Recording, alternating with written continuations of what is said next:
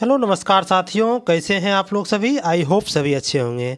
चलिए, जैसा कि हम लोग जो है डेली साइंस का रेलवे साइंस का प्रैक्टिस सेट को करते हैं, उसी के क्रम में आज हम लोगों का सेट नंबर 6 है। ठीक, उससे पहले आ, आप लोग अगर पिछला वीडियो नहीं देखे हैं तो आप चैनल की प्लेलिस्ट में जाकर के पिछला वीडियो देख लें। ठीक, और ये जो है आपको साइंस का क्लास, ये जो 2025 में जितना भी रेलवे का एग्ज़ाम होने वाला है उस सभी के लिए जो है ये बहुत ही उपयोगी होगा ये क्लास। ठीक, और ये क्लास जो है आपको अभी जो तुरंत हुआ है एलपी और टेक्नीशियन और आरपीएफ एसआई, इस तीनों के एग्ज़ाम को देखते हुए, उसका लेवल को देखते हुए, उस हिसाब से सारा क्वेश्चन को इसमें सेट किया गया है। ठीक नहीं, देखिए उसमें जो है आपको एनसीईआरटी बेस्ड बहुत पूछा गया है। ठीक है, तो उसी को देखते हुए इसमें सेट किया गया है सारा क्वेश्चन को।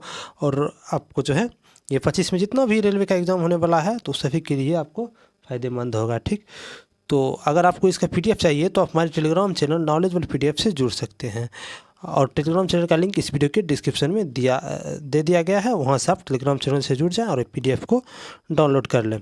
और पिछला वीडियो के लिए आप हमारे टेलीग्राम, ये जो है आपको यूट्यूब चैनल, उसी पर जो है आपको प्लेलिस्ट बना दिया गया है। ठीक, प्लेलिस्ट का नाम क्या है, तो ये है आपको प्लेलिस्ट का नाम है आपको रेलवे साइंस 2025 के नाम से प्लेलिस्ट बना दिया गया है। उस पर जो है आपको सारा वीडियो को सीरियल वाइज अरेंज कर दिया गया है। वहाँ पर जाकर के आप सारा वीडियो को देख सकते हैं। ठीक है, तो चलिए आज हम वीडियो को स्टार्ट करते हैं। देखिए आज का पहला प्रश्न क्या है। देखिए पहला प्रश्न है आपको कि बाबू एक प्रखनली में तनु नाइट्रिक अम्ल की कुछ मात्रा लेता है। ठीक नहीं, देखिए बाबू नाम का एक लड़का है, ठीक है, जो कि एक प्रखनली लिया है। उसमें क्या किया है कि कुछ मात्रा में जो है तनु नाइट्रिक अम्ल लिया है। ठीक नहीं, क्या है एक, तो ये बाबू नाम का लड़का है। ठीक है, ये है आपको बाबू नाम का लड़का, ये क्या लेता है आपको तनु नाइट्रिक अम्ल लेता है। तनु नाइट्रिक अम्ल लेता है, जिसका कुछ मात्रा है, मान लेते हैं कुछ एक्स मात्रा है। ठीक है, मान लिए लेता है, और यह प्रखनली को 70 डिग्री सेल्सियस पर गर्म करता है। ठीक है, देखिए प्रखनली है, इसमें क्या है, ये तनु तनु नाइट्रिक अम्ल रखा हुआ है। ठीक है, एकदम पूरा मात्रा भरा हुआ है, कुछ मात्रा है। ठीक, इसको जो है आपको नीचे से आपको टेम्परेचर दिया गया है। ठीक है, कि तो कितना डिग्री सेल्सियस दिया है, तो यहाँ 70 डिग्री सेल्सियस दिया गया है, और कितना देर तक, तो 10 मिनट तक जो है ना आपको ये गर्म किया गया है। ठीक है, तो नाइट्रिक अम्ल के पीएच पर क्या प्रभाव पड़ेगा। ठीक, देखिए जब देखिए हम कोई भी एसिड है, जब हम उसको गर्म करेंगे तो ये इनकी तनु नाइट्रिक अम्ल जो होता है HNO3, इसको जब हम गर्म करेंगे तो इसमें क्या होगा कि गर्म करने पर इसका H+ आयन की सांद्रता बढ़ जाएगी। ठीक है, ज्यों H+ आयन की सांद्रता बढ़ी, इसका मतलब क्या हुआ कि इसका अम्लीयता गुण और बढ़ गया, यानी कि ये और ही प्रबल अम्ल हो गया। जितना पहले प्रबल था उससे और अधिक प्रबल अम्ल हो गया। ठीक ना, यानी कि इसका अम्लीयता गुण जो है ना आपको और बढ़ते गए, यानी कि ये और प्रबल हो गया, और ये प्रबल अम्ल हो गया, यानी कि और ये स्ट्रोंग एसिड हो गया। ठीक है, क्या है ये, तो स्ट्रोंग एसिड हो गया। तो यानी स्ट्रोंग एसिड होने का मतलब क्या होता है कि इसका जो है ना आपको पीएच वैल्यू और कम हो गया है। ठीक ना, जैसे देखिए कोई पीएच वैल्यू किसी का 2 है और किसी का पीएच वैल्यू 3 है, तो इस दोनों में स्ट्रोंग कौन होगा, तो ये होगा आपको 2 पीएच वाला स्ट्रोंग होगा। ठीक ना, यानी कि स्ट्रोंग हुआ है तो इसका मतलब इसका पीएच घटा है। तो इसको हमको क्या पूछा है, तो अम्ल का पीएच पर क्या प्रभाव पड़ेगा, तो अम्ल का पीएच मान घटेगा, जो कि आपको ऑप्शन नंबर सी में दिया हुआ है। तो इसका सही उत्तर ऑप्शन नंबर सी हो गया। चलिए नेक्स्ट प्रश्न है कि कीटनाशक, हालांकि ये जो है आपको अजैव निम्नीकरण होता है, यानी कि ये जो है ना अजैव निम्नीकरण होता है, ये स्वयं से जो है जलता बिलता नहीं कि ये नहीं होता है। ठीक ना, तो ये कृषि के लिए लाभकारी और हानिकारक दोनों। ठीक है, कीटनाशक जो है कृषि के लिए लाभकारी भी है और हानिकारक है, और कीटनाशक के संबंध में गलत विकल्प को हमको चयन करना है। ठीक है, तो देखिए गलत विकल्प कौन है, इस चीज़ को हम लोग देखते हैं। पहला है कि ये नाइट्रोजन चयापचय में फेरबदल करते हैं, इसलिए पौधों में प्रोटीन की मात्रा कम हो जाए। ठीक है, देखिए कीटनाशक को जो हम छिड़काव करते हैं तो पौधे में क्या करता है, ये नाइट्रोजन के चयापचय होता है, मेटाबॉलिज्म, इसको जो है ये फेरबदल कर देता है, जिससे पौधे में प्रोटीन की मात्रा कम हो जाती है। तो ये सही है, हमसे गलत कथन पूछा है। चलिए आगे देखते हैं। बी नंबर में कहा है कि ये पौधों की वृद्धि को कम करता है। सही है, थोड़ा मोड़ा तो प्रभाव डालता ही है, यानी वृद्धि को ही कम करता है। सी नंबर दिया है कि इसका उपयोग खरपतवार, ही भाई कीटनाशक है तो ये खरपतवार हम कैसे कर देंगे, कीट का तो कर भी सकते हैं, कीट और पौधों को रोगों के नियंत्रण में कर सकते हैं, रोग और नियंत्रण, लेकिन ये खरपतवार में थोड़ी कर सकते हैं, यही तो गलत दिया हुआ है। ठीक है, अब डी का है कि ये पौधों के में जो है क्लोरोफिल की मात्रा को कम कर देता है, यानी कि पौधों में जो क्लोरोफिल होता है उसको कम कर देता है, और इसलिए जो है प्रकाश संश्लेषण को प्रभावित कर देता है। ठीक है, तो ये भी सही है। ठीक है, क्लोरोफिल को कम कर दिया और प्रकाश संश्लेषण को प्रभावित करता है, तो ये भी सही है। हमसे क्या पूछा है, तो आपको गलत कथन को चुना है, तो गलत कथन ऑप्शन नंबर सी है, तो इसका सही उत्तर ऑप्शन नंबर सी हो गया। ठीक, चलिए नेक्स्ट प्रश्न है कि ईस्ट में होने वाले किण्वन और मनुष्यों के पेशीय कोशिकाओं में होने वाले अनॉक्सी शोषण में क्या समानता है। ठीक है, देखिए ईस्ट में जो होता है किण्वन और मनुष्य में जो पेशीय कोशिका में होने वाले जो अनॉक्सी शोषण होता है, ये दोनों जो है ना आपको कोशिका द्रव में होता है। ठीक ना, मात्र एक ही ये चीज़ें समानता है। ठीक, इसका उत्तर ऑप्शन नंबर सी हो जाएगा। ठीक है, अब देखिए ये जो है आपको अनॉक्सी शोषण जो होता है इसमें क्या बनता है, तो लैक्टिक एसिड बनता है। क्या बनता है, तो ये लैक्टिक एसिड बनता है जो कि बदन में दर्द ला देता है। ठीक, तो चलिए नेक्स्ट प्रश्न है कि डोबरेनर के अनुसार ये अनुसार जो है निम्न में से कौन सा कथन सत्य है। देखिए डोबरेनर ने क्या दिया था आपको, ये त्रिक नियम दिए थे। क्या दिए थे ये, तो ये दिए थे आपको त्रिक नियम। तो त्रिक नियम में ये इन्होंने क्या कहा था कि जैसे पहला तत्व है, जैसे पहला तत्व है, ये एक तत्व है, ये दूसरा तत्व है और ये तीसरा तत्व है। ठीक है, ये तीनों तत्व में क्या होता है कि पहला तत्व और तीसरा तत्व ये दोनों का औसत जो है ना दूसरे तत्व के बराबर होता था। ठीक ना, जैसे कि इसका एक त्रिक है आपको कौन कौन सा है, तो ये लिथियम है, सोडियम है और पोटेशियम है। ठीक, देखिए लिथियम का परमाणु क्रमांक होता है 7 और इसका होता है आपको 39। ठीक है, यानी क्या कहा था कि ये पहला और तीसरा का जो है ना क्या होना चाहिए, पहला और तीसरा का औसत, यानी कि 39 7 क्या हो जाएगा 916 6 बाकी एक 3 के 46 हो जाएगा। ठीक ना, इसका उत्तर निकालेंगे तो 2 से भाग देंगे यानी 23 हो जाएगा, यानी कि सोडियम 23 होता है। ठीक है, तो ये होगा, तो यही जो है ये कहता था त्रिक नियम। ठीक,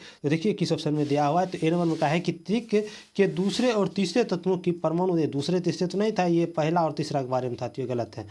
बी में कहा है कि त्रिक के पहले और दूसरे, पहला दूसरा लाया तो काट दीजिए इसको सीधे, त्रिक के पहले और तीसरे, पहला तीसरा कहा है लेकिन आगे पढ़ते हैं कि परमाणु द्रव्यमानों का योगफल दूसरे के तत्वों के परमाणु के बराबर होता है। नहीं, गलत है, द्रव्यमान नहीं था, यह परमाणु क्रमांक था और ये औसत था इसका। ठीक ना, देखिए डी में कहा है कि त्रिक के पहले और तीसरे तत्व के परमाणु द्रव्यमानों का समांतर माध्य, दो परमाणु द्रव्यमान इसका है और ये इसका है, ये दोनों का जो समांतर माध्य होता है वो दूसरे तत्वों के परमाणु द्रव्यमान के बराबर होता है। तो सही है, यही तो त्रिक नियम इसका कहता था। ठीक, चलिए नेक्स्ट प्रश्न है कि फसल उत्पादन में इनमें से किस पर बहुत अधिक लागत शामिल नहीं होता है। यानी कि फसल उत्पादन में अगर हम किसको उत्पादन करेंगे तो हमको कम लागत लगेगा।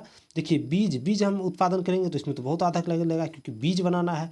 उर्वरक में भी लागत ज़्यादा लगेगा, कीटनाशक में भी लगेगा, लेकिन जब पशु का आहार जो घास बुनते हैं इसमें लागत बहुत ही कम लगता है। ठीक, जिसका सही उत्तर ऑप्शन नंबर सी हो गया।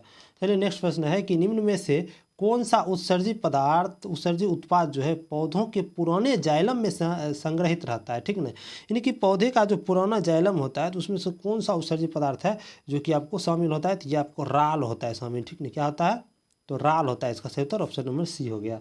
चलिए नेक्स्ट प्रश्न है कि किसी धारावाही चालक पर लगने वाले बल की दिशा परिवर्तित करने के लिए में से किस विधि का उपयोग किया जाए। देखिए हमको बल की दिशा को परिवर्तित करना है। ठीक है, क्योंकि धारावाही चालक पर लगने वाले बल की दिशा को परिवर्तित करने उसमें क्या क्या करना होगा, सबसे पहले देखिए इसमें धारा की दिशा को बदलना चाहिए। ठीक है, क्या करना होगा, सबसे पहले आपको धारा की दिशा को बदलेंगे। उसके बाद दूसरा क्या है कि चुंबकीय क्षेत्र की दिशा को भी बदलेंगे, चुंबकीय क्षेत्र की दिशा को, ये दोनों को बदलना होता है। ठीक है, देखिए किस में दिया, देखिए धारा की दिशा 3 दिया है, ठीक है, लेकिन चुंबकीय प्रबलता कहीं नहीं रहने की, केवल जो है 3 इसका सही उत्तर है, तो इसका उत्तर ऑप्शन नंबर सी हो गया। ठीक है, चलिए नेक्स्ट प्रश्न है कि 3 सेंटीमीटर ऊंचाई वाले किसी वस्तु को 6 सेंटीमीटर फोकस दूरी वाले उत्तल दर्पण पर सामने रखे हैं। ठीक है, देखिए उत्तल दर्पण है और ये कितना है इसका फोकस दूरी, तो 6 सेंटीमीटर है, तो उत्तल दर्पण का फोकस दूरी इस साइड होता है, तो ये 6 सेंटीमीटर फोकस दूरी है, ये आपको क्या है, तो ये मुख्य अक्ष है। ठीक है, और कितना दूरी पर रखें, तो 20 सेंटीमीटर यहाँ पर वस्तु रखा हुआ है जो कि ये दर्पण से कितना है, तो 20 सेंटीमीटर की दूरी पर है। ठीक, नहीं हमको दे क्या क्या हमको दिया है इस चीज़ को देखते हैं, तो एफ दिया हुआ है, तो एफ क्या हो जाएगा, पॉजिटिव हो जाएगा क्योंकि ये देखिए दायां साइड है, तो एफ हो जाएगा आपको 6 सेंटीमीटर। ठीक है, अब देखिए यू भी हमको दिया हुआ है, तो यू कितना दिया हुआ है, तो 20 सेंटीमीटर है, जो कि लेकिन माइनस में इसको हम लेंगे। ठीक है, क्योंकि देखिए बाएं साइड है दर्पण के 20 सेंटीमीटर। उसके बाद देखिए 3 सेंटीमीटर क्या हुआ है, तो वस्तु की ऊंचाई देने की हाइट ऑफ क्या दिया हुआ है आपको, इमेज दिया हुआ है। ठीक, कितना दिया है, 3 सेंटीमीटर दिया हुआ है। ठीक, अब देखिए ये एफ और यू दे दिया है, तो यहाँ से हम भी निकाल सकते हैं, यानी कि प्रतिबिंब की दूरी तो निकालते हैं, तो 1/v प्लस 1/u बराबर क्या होता है, तो 1/f होता है, ये आपको दर्पण फार्मूला। ठीक है, जब हम यहाँ से 1/v निकालेंगे तो क्या आ जाएगा, 1/f माइनस 1/u आ जाएगा। ठीक, तो देखिए 1/f, तो 1/f का वैल्यू 6 हो जाएगा, माइनस और माइनस 20 क्या आ जाएगा, प्लस हो जाएगा। ठीक ना, बटा 20 हो जाएगा। ठीक, देखिए जब इसको हम एलसीएम लेते हैं तो 60 एलसीएम आएगा, तो 6×10 = 60 और 20×3 = 60, यानी क्या आ जाएगा आपको 13/60 आ जाएगा। किसका वैल्यू? तो 1/v का वैल्यू जो है आपको 13/60 आ गया। तो v का वैल्यू क्या हो जाएगा? तो हो जाएगा आपको ये 60/13 हो जाएगा। ठीक है, अब देखिए हमको क्या निकालना है।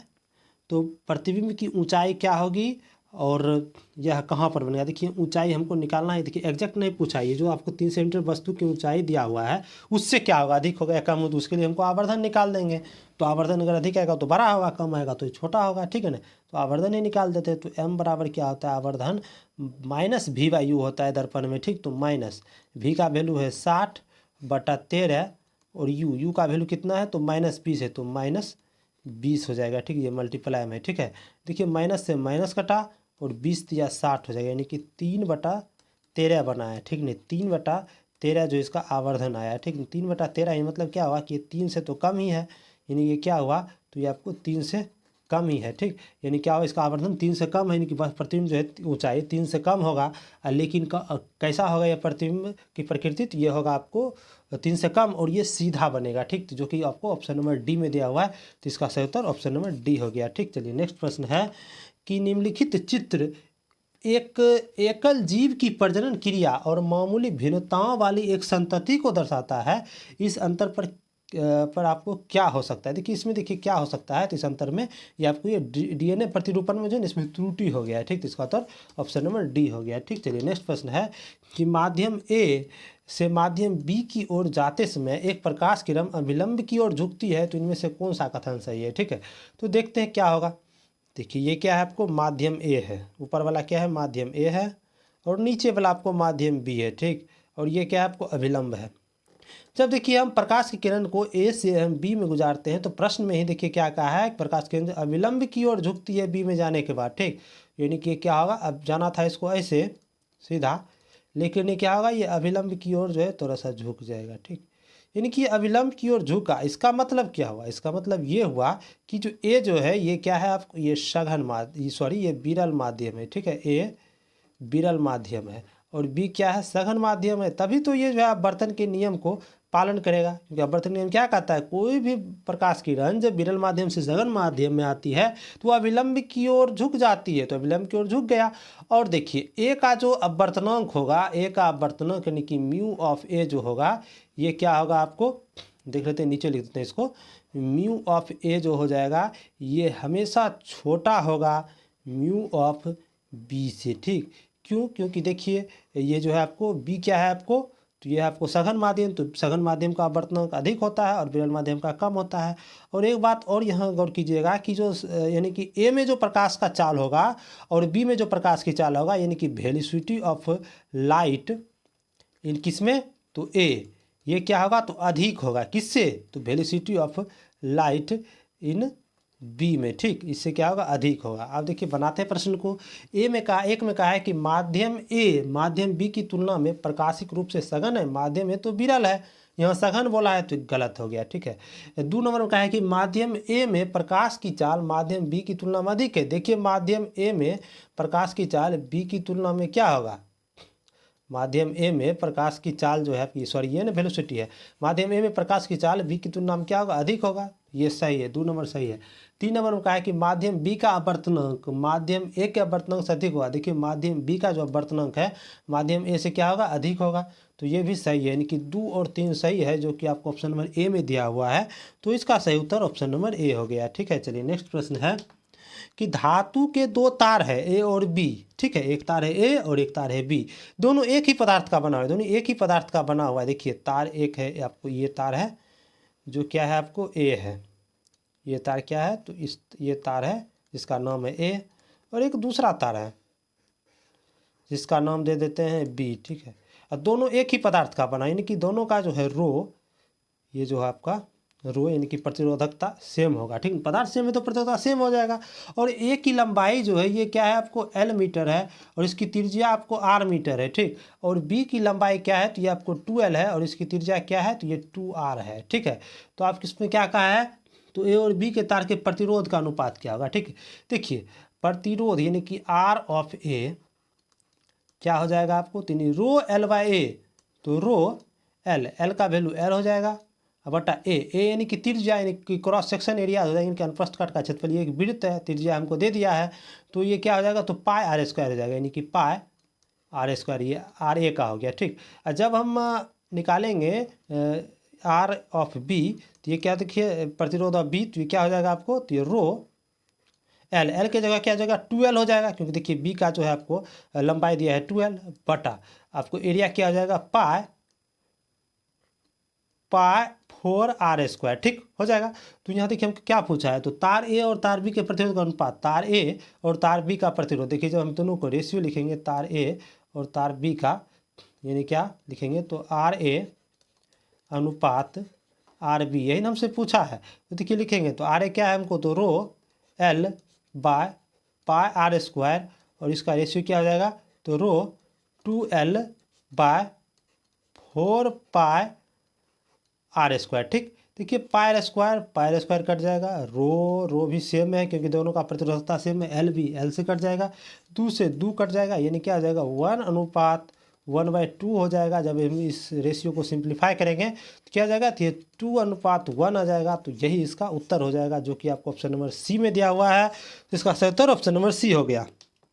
चलिए नेक्स्ट प्रश्न है कि निम्न कथनों पर विचार करते हुए सही उत्तर का चयन कीजिए। देखिए पहला कथन क्या कहा है कि बेकिंग सोडा का रासायनिक सूत्र CaSO4 इंटू हाफ H2 होता है। देखिए CaSO4 इंटू हाफ H2 जो होता है ये आपको POP का होता है। किसका होता है, POP का रासायनिक सूत्र है। तो यहाँ बेकिंग सोडा दिया है, तो बेकिंग सोडा का क्या होता है, तो यहाँ होता है P होता है आपको NaHCO3, क्या होता है NaHCO3 होता है आपको बेकिंग सोडा का।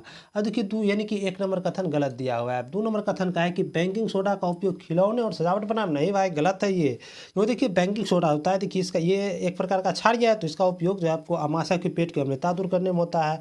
और इसके देखिए इसका यूज होता है आपको झागयुक्त पेय पदार्थों को और परिवार नियोजन के गोली ये सब में भी होता है। आग बुझाने में, अग्निशामक में भी प्रयोग होता है बेकिंग सोडा का। लेकिन यहाँ दिया आपको खिलौना तिलौना बनाने में, तो ये भी गलत दिया, यानी कि खिलौना बनाने में किसका प्रयोग होता है, तो POP का ही जो है आपको खिलौना बनाने में प्रयोग होता है। ठीक है, तो यानी कि दोनों कथन गलत है। तो देखिए किस ऑप्शन में दिया हुआ है, दोनों कथन गलत है, तो यानी ऑप्शन नंबर ए में दिया है दोनों कथन असत्य, तो इसका सही उत्तर ऑप्शन नंबर ए हो जाएगा। चलिए नेक्स्ट प्रश्न है कि निम्न में से कौन सा कोशिकांग अमीबा में जल की मात्रा को बनाए रखने के लिए उत्तरदायी होता है। यानी कि अमीबा जो है, अमीबा उसमें जो है जल की मात्रा को बनाएगा, तो ये कौन सा होगा, तो ये आपको संकुचनशील रसधानी हो जाएगा, जो कि आपको ऑप्शन नंबर ए में दिया हुआ है, तो इसका सही उत्तर आपको ऑप्शन नंबर ए हो गया। ठीक है, चलिए नेक्स्ट प्रश्न है कि किसी वस्तु को 12 सेंटीमीटर की फोकस दूरी वाले उत्तल लेंस के मुख्य अक्ष पर 18 सेंटीमीटर की दूरी पर रखा गया है, तो लेंस द्वारा उत्पन्न आवर्धन डैश होगी और प्रतिबिंब जो है ये कैसा बनेगा, यानी कि प्रतिबिंब की प्रकृति कैसी होगी। ठीक है, कौन सा लेंस है, तो ये उत्तल लेंस है। ठीक है, तो बनाते हैं उत्तल लेंस। ये क्या है, उत्तल लेंस है। ठीक है, कितना है, तो ये 12 सेंटीमीटर फोकस दूरी है। ठीक है, कि एफ का वैल्यू इसमें दिया है आपको 12 सेंटीमीटर, इधर उल्टा। ठीक है, और 18 सेंटीमीटर की दूरी पर रखें, यानी कि हमको दिया क्या क्या चीज़ को देख लेते हैं। यू बराबर हमको दे दिया -18 सेंटीमीटर, और देखिए यहाँ एफ क्या हो जाएगा, देखिए एफ जो है आपको ये प्लस में होगा। ठीक है, कि उत्तल लेंस जो होता है इसका फोकस दूरी पॉजिटिव होता है। ठीक, तो यानी एफ क्या हो जाएगा आपको 12 सेंटीमीटर, और यहाँ से हमको यू निकाल लेंगे। तो यू निकालने के लिए क्या करेंगे, तो ये दर्पण है, तो दर्पण में क्या आता है, दर्पण सूत्र 1/b माइनस 1/u बराबर 1/f। यहाँ से हमको v का वैल्यू निकालना है, तो क्या हो जाएगा 1/f माइनस इधर जाएगा तो प्लस हो जाएगा 1/f प्लस 1/u हो जाएगा। ठीक है, तो देखिए 1/f, तो 1/f एफ का वैल्यू 12 दिया हुआ है, तो 1/12 प्लस यानी कि प्लस 1/u का वैल्यू -18 दिया हुआ है। जब देखिए इस दोनों का LCM लीजिएगा तो कितना आएगा, तो देखिए 12 18 3 का 36, इसका LCM ले लीजिए, तो 12 तिया 36 3। अब देखिए ये माइनस है, ये प्लस है, तो प्लस माइनस माइनस हो जाएगा, और 18 ये 18 दूनी 36 यानी 2, यानी क्या हो गया हमको 1/v का वैल्यू क्या आ गया, तो 1/36 आ गया। ठीक है सर, तो v का वैल्यू क्या आ जाएगा, तो 36 हो जाएगा। ठीक ना, v का वैल्यू 36 हो गया। तो यहाँ से हमको आवर्धन निकाल लेंगे, आवर्धन ही पूछा है, लेंस के उत्पन्न आवर्धन, तो आवर्धन क्या होता है, m बराबर लेंस में तो v/u होता है। v आपको 36 दिया हुआ है, और u क्या दिया हुआ है, तो u है आपको 18 सेंटीमीटर तो ये माइनस में दिया है, तो 18 दूना 36, यानी कि 2 हमको आवर्धन है माइनस में है, तो ये हम 2 आया, यानी क्या है ये आपको 1 से अधिक है, ठीक। और माइनस आपको क्या डिनोट कर रहा है, तो ये आपको प्रतिबिंब उल्टा बन रहा है, ठीक। तो ये किस ऑप्शन में दिया हुआ है, तो ये आपको ऑप्शन नंबर बी में दिया हुआ है 1 से अधिक, और ये उल्टा बनेगा, तो इसका उत्तर ऑप्शन नंबर बी ही हो जाएगा। चलिए नेक्स्ट प्रश्न है कि प्रतिरोधकता का एसआई मात्रक क्या होता है। देखिए प्रतिरोधकता का निकालते हैं एसआई मात्रक। देखिए प्रतिरोध क्या होता है, आर बराबर रो एल बाय ए। यहाँ देखिए रो ही प्रतिरोधकता है, तो रो बराबर क्या हो जाएगा, तो देखिए रो बराबर हो जाएगा आपको आर ए बटा एल हो जाएगा, ठीक है। तो देखिए इसका प्रतिरोध, इसका मात्रक निकालते हैं, तो आर का मात्रक होता है ओम, और एरिया का होता है मीटर स्क्वायर। अब बटा आपको देखिए एल का हो जाएगा मीटर, तो ये एम से एक एम कट जाएगा, तो क्या बच जाएगा, तो ओम मीटर बच जाएगा। प्रतिरोधकता का सही मतलब क्या हो जाएगा, आपको ओम मीटर हो जाएगा, जो कि देखिए किस ऑप्शन में दिया हुआ है, तो ये आपको ऑप्शन नंबर डी में दिया हुआ है। तो इसका सही उत्तर आपको ऑप्शन नंबर डी हो जाएगा, ठीक। इसका सही उत्तर ऑप्शन नंबर डी हो गया। तो चलिए नेक्स्ट प्रश्न को देखते हैं। नेक्स्ट प्रश्न है कि कक्षा एक्स है जिसमें छात्रों द्वारा 4 अलग अलग प्रयोग किए गए हैं, तो उसके बारे में कहा है कि चारों प्रयोग बारे में, तो विस्थापन अभिक्रिया में कौन सक्षम है, ठीक। देखिए पहला प्रयोग नवीन ने किया है, जो कि CuSO4 लिया का एक जलीय विलयन लिया है CuSO4 का, ठीक है। तो लेते हैं हम भी CuSO4 का एक जलीय विलयन, CuSO4 का एक जलीय विलयन लिया है, और कुछ मात्रा लिया है भरा और बीकर में लिया, और उसमें क्या क्या मैग्नीशियम की पट्टी लगा दिया, यानी कि इसमें क्या क्या है आपको, तो मैं Mg को जोड़ दिया है, ठीक ना। मैग्नीशियम की पट्टी लगा, देखिए क्या हो जाएगा, देखिए तो ये हो जाएगा आपको Cu, देखिए क्या बन जाएगा ये आपको, तो सॉरी ये कॉपर है, तो कॉपर क्या है आपको कम अभिक्रियाशील और मैग्नीशियम उससे अधिक अभिक्रियाशील है, यानी कि कॉपर को यहाँ से विस्थापित कर जाएगा देगा, तो क्या बना लेगा ये, तो आपको MgSO4 प्लस इधर आपको कॉपर बच जाएगा, तो कॉपर विस्थापित हो गया, तो यानी कॉपर बच गया, ठीक है। तो ये बना लिया, तो यानी क्या, देखिए विस्थापन अभिक्रिया हमको यही पूछा है कि विस्थापन अभिक्रिया कौन सक्षम है, तो एक ही सक्षम है, जो कि नवीन उसका नाम है, यानी कि पहला लड़का कौन है, नवीन है, इसका उत्तर ऑप्शन में हो जाएगा नवीन। चलिए नेक्स्ट प्रश्न है कि अमीबा में भोजन का ग्रहण डैश द्वारा होता है। देखिए अमीबा जो है ये अपना भोजन कैसे ग्रहण करता है, ये जो आपको अमीबा का देखिए आकार कोई निश्चित शेप नहीं होता है, किसी भी आकार का हो सकता है, ये भी अमीबा है, ये भी अमीबा हो गया, कुछ भी आकार का होता है। तो ये जो है आपको भोजन कैसे करता है, तो ये शरीर की पूरी त्वचा जो होता है इसी के द्वारा ये भोजन करता है, तो इसका उत्तर देखिए ऑप्शन नंबर डी में दिया हुआ है, तो सही उत्तर ऑप्शन नंबर डी हो गया। चलिए नेक्स्ट प्रश्न है कि किसी समजातीय श्रेणी के अगले सदस्य में एक कार्बन परमाणु के साथ कितने हाइड्रोजन परमाणु जुड़े होते हैं। देखिए कोई भी समजातीय श्रेणी है, तो उसके जो है अगले सदस्य के बीच, यानी पहला सदस्य ये है और ये दूसरा सदस्य है, दोनों सदस्य के बीच का अंतर जो है ना आपको CH2 का होता है। तो देखिए यहाँ पर कार्बन के साथ कितना हाइड्रोजन जुटा हुआ है, तो कार्बन एक है, हाइड्रोजन 2 है, यानी कि एक कार्बन के साथ 2 हाइड्रोजन जुड़ा हुआ है। तो देखिए क्या करा है, एक कार्बन परमाणु के साथ कितने हाइड्रोजन परमाणु जुड़े हुए हैं, तो यहाँ उत्तर हो जाएगा 2, तो इसका सही उत्तर ऑप्शन नंबर बी हो गया। चलिए नेक्स्ट प्रश्न है कि निम्नलिखित को गलत कथन को हमको पहचानना है। देखिए ए नंबर में कहा है कि एक स्वतंत्र रूप से लटका हुआ छड़ चुंबक उत्तर दक्षिण दिशा में इंगित करता है। सही बात है, क्योंकि देखिए कोई भी छड़ चुंबक को जो हम रखेंगे तो ये स्वतंत्र रूप से अगर लटका देंगे तो ये क्या हो जाएगा, ये आपको नॉर्थ साउथ की, यानी कि उत्तर दिशा उत्तर दक्षिण दिशा में ये प्रदर्शित करेगा। ये तो सही है, हमसे गलत कथन पूछा है। बी नंबर में कहा है कि कई क्षेत्र रेखाएं चुंबकीय क्षेत्र के अंदर और किसी दिए गए बिंदु पर प्रतिच्छेद करती है। नहीं भाई साहब ये गलत है, क्योंकि देखिए कोई भी चुंबकीय क्षेत्र रेखा जो होती है एक दूसरे की क्या होती है, ये समांतर होती है, ठीक। तो ये क्या है आपको गलत दिया हुआ है, हमसे गलत कथन का ही पहचान करना था, तो इसका उत्तर ऑप्शन में बी हो जाएगा।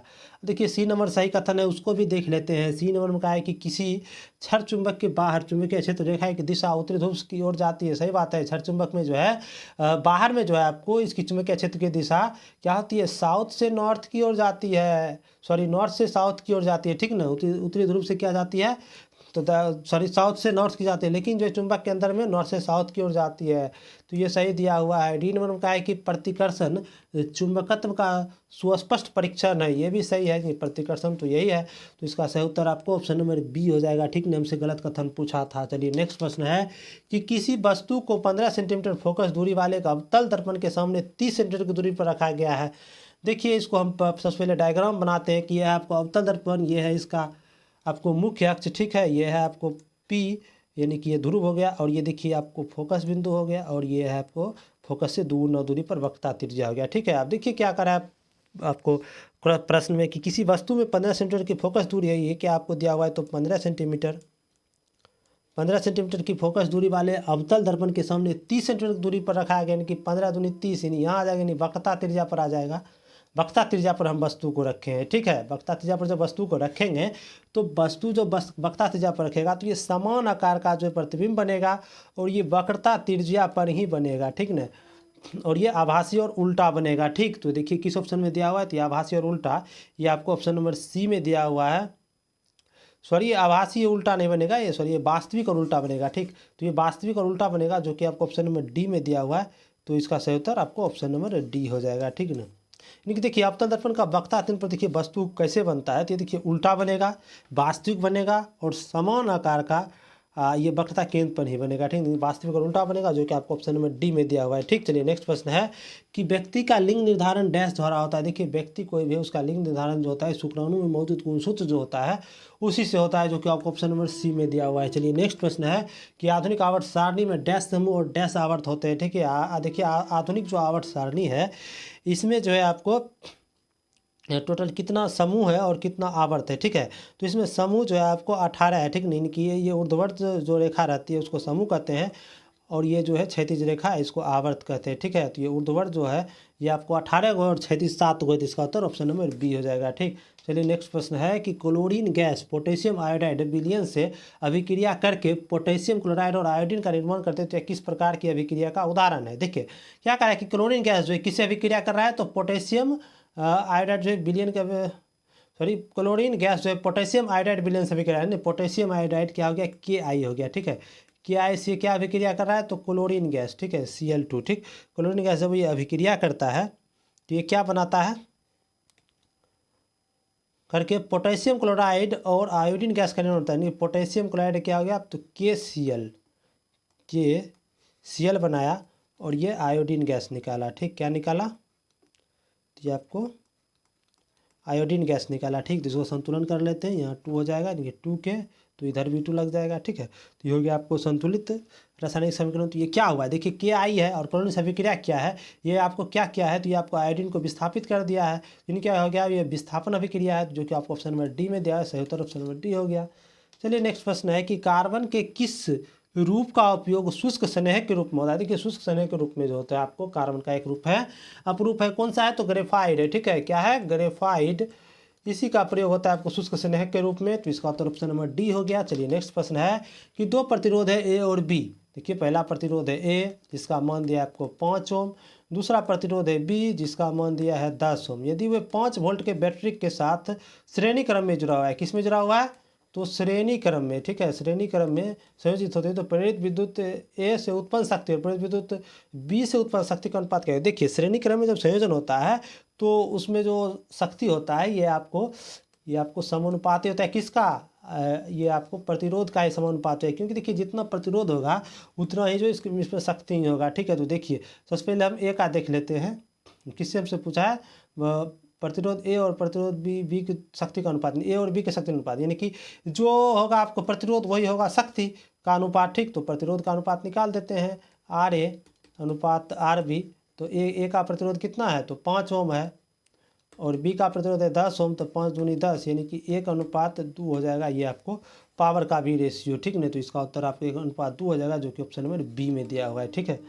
तो चलिए आज का अंतिम प्रश्न था, अगर आपको आई होप सभी आपको सारा प्रश्न जो है अच्छे से समझ में आया होगा, और अगर आपको सारा प्रश्न अच्छे से समझ में आया है तो आप वीडियो को ज़्यादा से ज़्यादा शेयर कर दें और कमेंट बॉक्स में अपना फीडबैक ज़रूर दें, ठीक। और अगर आपको इसका PDF चाहिए तो आप हमारे Telegram channel knowledge world PDF से जुड़ जाएं। टेलीग्राम चैनल का लिंक इस वीडियो के डिस्क्रिप्शन में दे दिया गया है। जो भी पिछला वीडियो नहीं देखे हैं तो वो चैनल पर प्लेलिस्ट बना दिया गया है आपको, रेलवे साइंस 2025 के नाम से, उस प्लेलिस्ट में जाकर के आप पिछला वीडियो को देख सकते हैं। तो चलिए वीडियो में अंत तक बने, धन्यवाद, मिलते हैं नेक्स्ट वीडियो में।